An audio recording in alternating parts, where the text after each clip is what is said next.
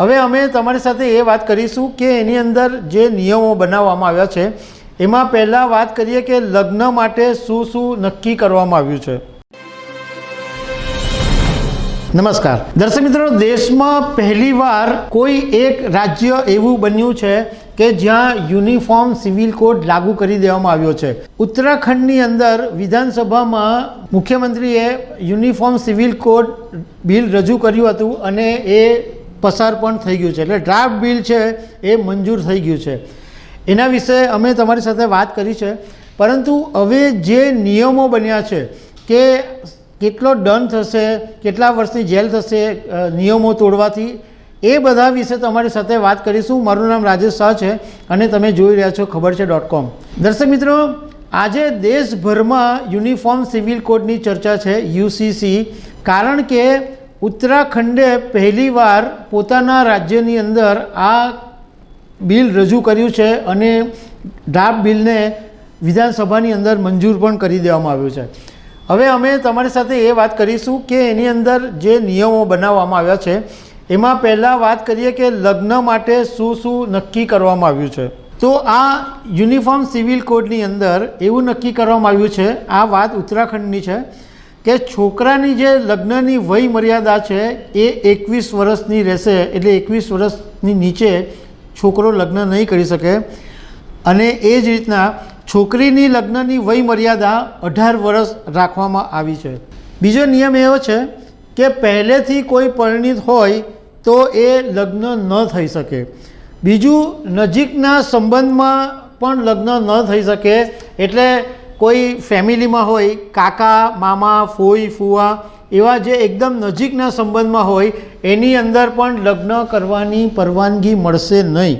બીજું કે તમે લગ્નનું પહેલાં તો ફરજિયાત રજિસ્ટ્રેશન કરાવવું પડશે, અને એ 60 દિવસની અંદર તમને સમય મર્યાદા આપવામાં આવી છે કે 60 દિવસની અંદર તમારે રજિસ્ટ્રેશન કરાવવાનું છે।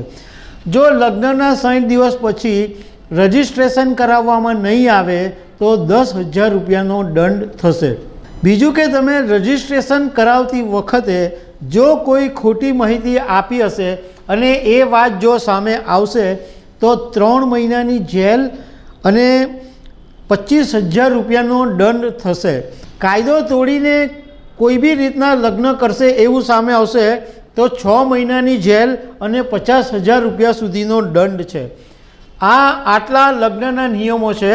હવે છૂટાછેડાના જે નિયમો છે એની વાત કરીએ તો કોર્ટના ઓર્ડર વગર છૂટાછેડા ન થઈ શકે, અને જો છૂટાછેડા થાય તો 3 વર્ષની જેલ થશે।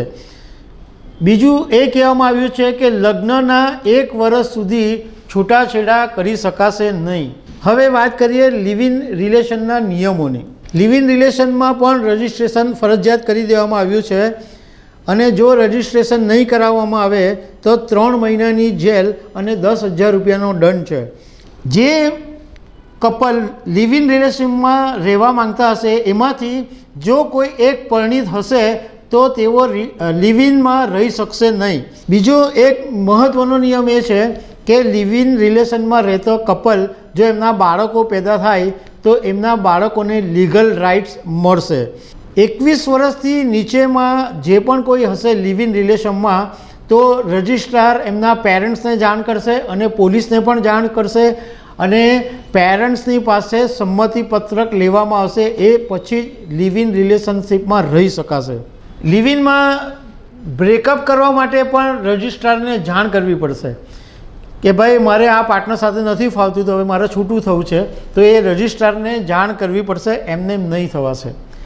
હવે આ જે યુસીસીના નિયમો લાગુ કર્યા એના માટે મુસ્લિમ સમાજના લોકો એવું કહી રહ્યા છે, અને મુસ્લિમ લો બોર્ડે પણ એવું કીધું છે કે ભાઈ આ તો સ્પેશિયલી મુસ્લિમ લોકોને ટાર્ગેટ કરાવવા માટે આ કાયદો બન્યો હોય એવું લાગે છે, અને એનો જબરદસ્ત વિરોધ બી થયો છે। દહેરાદૂનની અંદર આજે ઘણા બધા મુસ્લિમ લોકોએ ભેગા થઈને વિરોધ કર્યો હતો। મુસ્લિમોનું કહેવું એમ છે કે આ જે તમે આ નિયમ લાવ્યા કે ભાઈ તમે નજીકના સગા સંબંધીઓ સાથે લગ્ન નહીં કરી શકો, તો મુસ્લિમ સમાજમાં તો મોટે ભાગે નજીકના જે સંબંધી હોય એમાં જ લગ્ન થાય છે, મામાના છોકરા છોકરી સાથે કે એવી રીતના લગ્ન થતા હોય છે.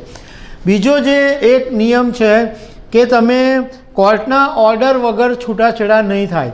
તો મુસ્લિમ સમાજની અંદર તો એવું છે કે 3 તલાક 3 વખત બોલે એટલે છૂટાછેડા, એનો નો ડાઉટ કાયદો બન્યો છે, પરંતુ એ છૂટાછેડા હવેથી માન્ય નહીં ગણાશે. કોર્ટમાંથી છૂટાછેડા થશે તો જ આ છૂટાછેડાને માન્ય ગણાશે. એટલે મુસ્લિમ સમાજના લોકોનું કહેવું એમ છે કે અમારા સમાજને ટાર્ગેટ રાખીને આ યુનિફોર્મ સિવિલ કોડ બનાવવામાં આવ્યો છે. તો દર્શક મિત્રો, આવી અનેક વાતો સાથે અમે તમને મળતા રહીશું. Thank you very much.